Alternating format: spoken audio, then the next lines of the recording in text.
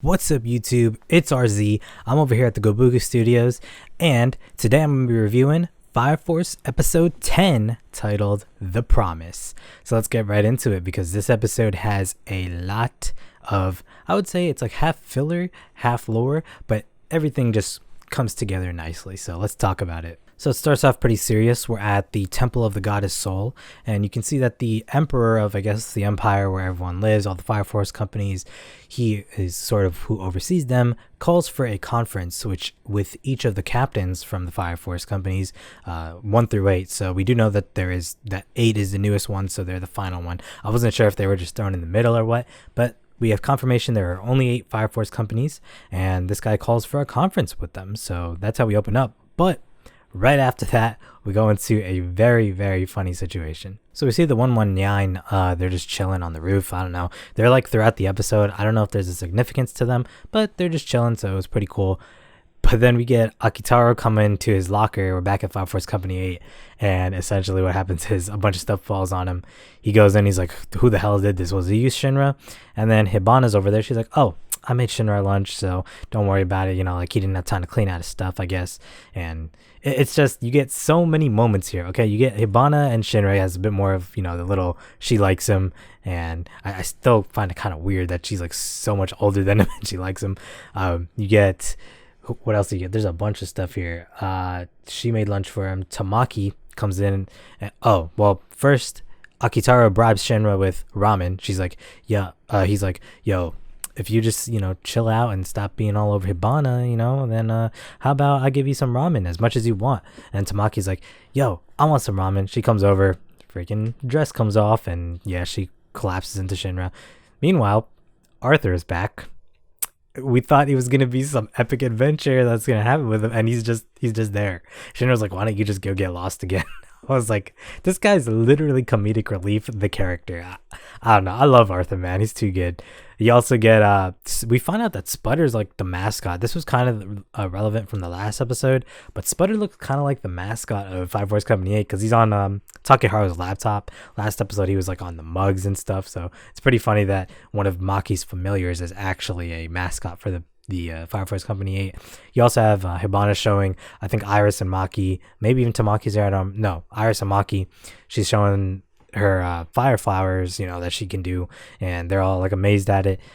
And even Takeharu is kind of like happy, you know, he's on his laptop doing stuff, but the guy's, you can tell that he's actually liking that it's a whole family dynamic, and it's really cool. I really like this scene a lot. Most people might say, oh, it's just like for funny stuff for no reason, but it actually serves a greater purpose towards the episode near the end. So we're gonna see a lot more of that. Hibana and Tamaki, well, Tamaki's technically not part of Company 1, so the two of them accompany essentially everyone from Fire Force Company 8 to the conference, since all the captains have to meet with each other. And on the way there, they see this power plant, which they call Amaterasu, which is pretty cool because it's like a fire familiar type thing. And Amaterasu is the power plant for the entire empire, and we learn later that it's powered by the same flame that Shinra has, called the Adola Burst. So it's not something that's I guess unique to Shinra, but it's a very, I guess, powerful type of fire that not a lot of people have, and we'll talk more about that in a bit. But it's just cool to see that, you know, that place is like, that's the central power plant of everything. It's powered by fire, not by electricity. It provides electricity, but it's powered by fire. So they arrive, and we see that Kareem is over there. He greets everyone and is like, hey, I just want to let you guys know that I'm giving you my assistance. Whenever you guys need me, we'll take down the evangelists together. And, you know, Akitaru, Hibana, everyone's like, all right, we trust you, man. You're really cool. But before they go in, everyone goes in, Hibana gets stopped by who we learn later is Fire Force Company 3's captain. And he's kind of like, hey, you're getting a little friendly with Fire Force Company 8 over there. So it looks like Fire Force Company 5 and 3 have a little, they're in cahoots a little bit. I don't know. But Hibana still looks like she's, you know, all for Fire Force Company 8. You know, she really likes Shinra. She's going to actually support them. I don't think she has bad intentions. Then again, who knows? It's an anime, anything can happen. But yeah, so everyone goes in, and we get to see all of the captains from each of the Fire Force companies. Let me read them off for you guys. So obviously we know Burns. For Fire Force Company 2, there's a guy named Honda. Fire Force Company 3, who I just mentioned earlier, Dr. Giovanni. He looks weird. He's like a robotic dude, or maybe he's in a costume. I don't know. Fire Force Company 4 is Hagway. He's like some old dude. Fire Force Company 5 is obviously Hibana. And Fire Force Company 6 is Huang. She's like this chick who looks kind of serious, you know. She reminds me of like a spy, I guess, type of character. So maybe their Fire Force Company is more in the shadows. Not 100% sure on that. Fire Force Company 7 is Shinmon, who is really unique. We'll talk a bit more about him later. And obviously Fire Force Company 8 is Akitaru. So everyone joins up in the church, the Temple of Soul, and the emperor, whose name is, what is his name? I don't even remember. His name is Raffles or Raffles. I don't know. Raffles the Third. I'm gonna call him Raffles the Third because that just sounds funny, funnier. But he knows about the evangelist. He's eventually, you know, obviously he called everyone and he's like, "Yo, we all gotta work together to stop this thing." And Fire Force Company 7, that guy is clearly not about it because Akitaru is like, "Yo, Fire Force Company 7 never shows up to anything. I'm surprised they're even here." And what ends up happening? Well, Fire Force Company 7 gets the guy gets pissed and he's like, "Yo, I'm out of here." And Fire Force Company 2 is kind of like, he's the more, you know, gruff type of guy, and he gets a little annoyed and, well, he's out of there. He leaves. Well, Fire Force Company 7 leaves. That's what ends up happening. So as they're all talking here, you actually see that Joker's listening in, and the dude has AirPods. I'm like, really? They gave him AirPods? I feel like his cards would be like a cooler way to like communicate, but they gave him that, and he's it's cool to see him again because he's actually like, he knew that Shinra was gonna find this clue, and well, they didn't know, but he's kind of like interested that Shinra found the clue of, oh, Rekka's a traitor, I suppose. And kind of what ends up happening is he's like, "I'm gonna meet up with Shinra soon." So he knows all about the conversation and everything that's happening. Meanwhile, back in the church, you have the emperor telling everyone there. He's explaining he knows that Shinra has the Adola burst, and he explains that it's also what powers the Amaterasu power plant. So it's pretty cool to see that. And then you also have them saying that they want to kind of quarantine Shinra to the point where he's, you know, kind of safe, quote unquote. But we would later figure out that Hibana says, look, Fire Force Company 3 wants that to be the case. She knows Fire Force Company 3, and she's like, they want Shinra to be a specimen. They want to experiment on the dude. They don't want to keep him safe. And that kind of sways everyone to saying, all right, you know what, Fire Force Company 8 can't handle themselves, so let them do just that, and, you know, don't mess with them. And that's pretty much what the meeting comes down to. Fire Force Company 8 and I guess 5, because Hibana's with them, will handle the evangelist. I'm not 100% sure if the rest of the Fire Force companies are going to go help them out, but I guess we'll see more on that. Then afterwards, you get Shinra meeting with Joker at Amaterasu, because Shinra's like, I want to check it out because it has the same flame as me. So he goes over there and they meet up, and Joker's like, I don't want to fight. I just want to let you know some information, since you actually, I guess he kind of impressed Joker with the fact that he figured out Rekka was the traitor and everything. So Joker gives a really big revelation. First, he says the Adola burst not only, which we learned earlier from the Emperor, not only created the world, which it did, it not only powers this Amaterasu, and it's not only dwelling within Shinra, but that it also actually was able to destroy the world in the past. So it's pretty interesting to see that we're able to see that it has powers that are beneficial, also powers that can be detrimental as well. And he also explains that Shinra's brother, who we haven't heard much of, Sho, actually is part of the evangelist. What is their actual name? Their actual name is the White Clad. Yeah, the White Clad is what they're actually called, the evangelist group. So Joker says, hey, your brother is part of, well, he's actually the leader of their knights, the commander of their knights. So really interesting to see that that's a revelation we get. And Shinra's like, really? He's a commander? So this brings an internal struggle for Shinra now, and has more motivation for him to continue fighting and continue taking down the evangelist and everything.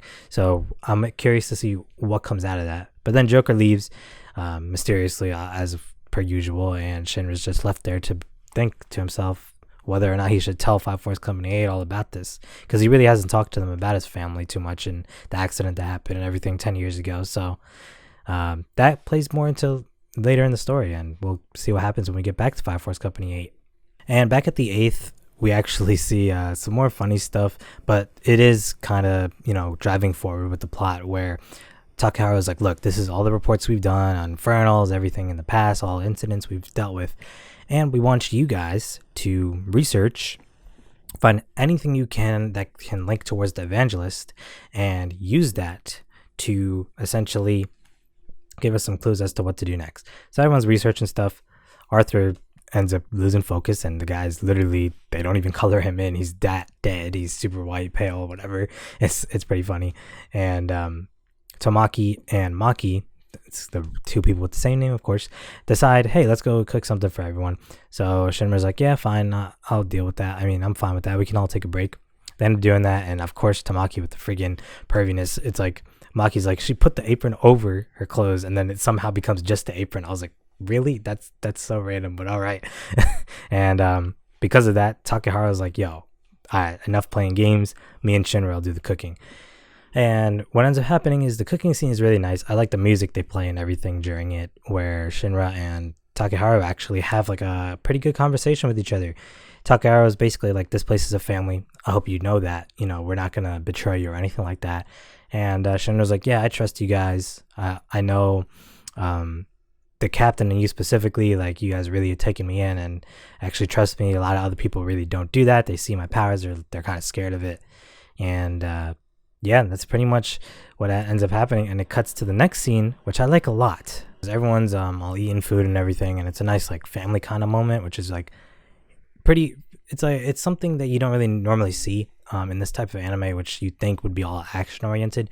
Again, it's kind of piggybacking off the last few episodes, I should say, where Shinra kind of feels at home with these people, and they all pretty much care for him. So he finally decides, yo, I'm gonna tell him about my family, exactly what's happening, and unsurprisingly, everyone is supportive of him, and they're like, yo, if your brother's really on that bad side, we're going to help you fight him, we're going to help you defeat him, and we're going to help you essentially get closure to all this stuff you've been wondering about for pretty much 10 years at this point.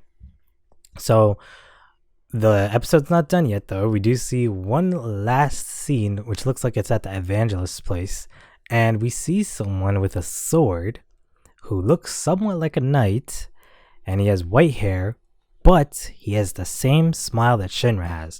So I'm going to assume that's his brother. But in my opinion, it looks like his smile is more evil oriented than Shinra's nervousness, if you know what I mean. It's pretty interesting to, I guess, see that contrast. But we'll see if that's actually the case. Maybe he is actually nervous about what he's about to do.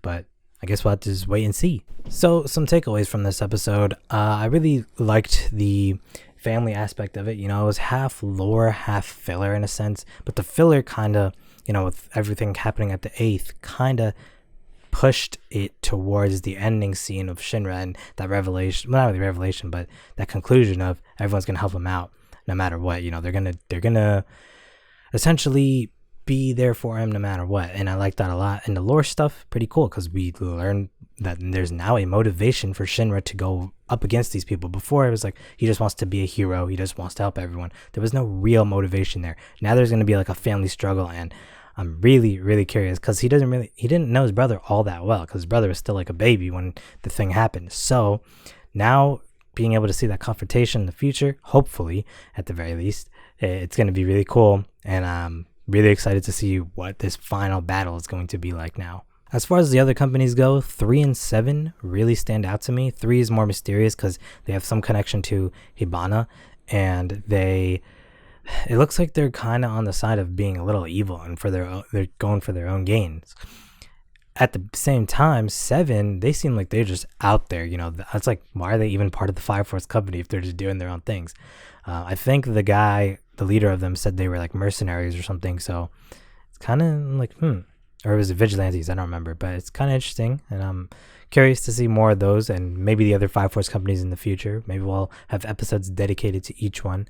I don't know how much I'd like that, but if they do it right, it could be really cool. And yeah, overall, it's a really great episode. I think the group meshes together really well. You have Tamaki, you have Hibana, you have pretty much everyone from the other groups coming in, or not the other groups, but like everyone in Fire Force Company 8 coming together, and they just really feel like they work together. They don't feel like they're forced into each other's lives, if you know what I mean. So that's kind of where I stand on it.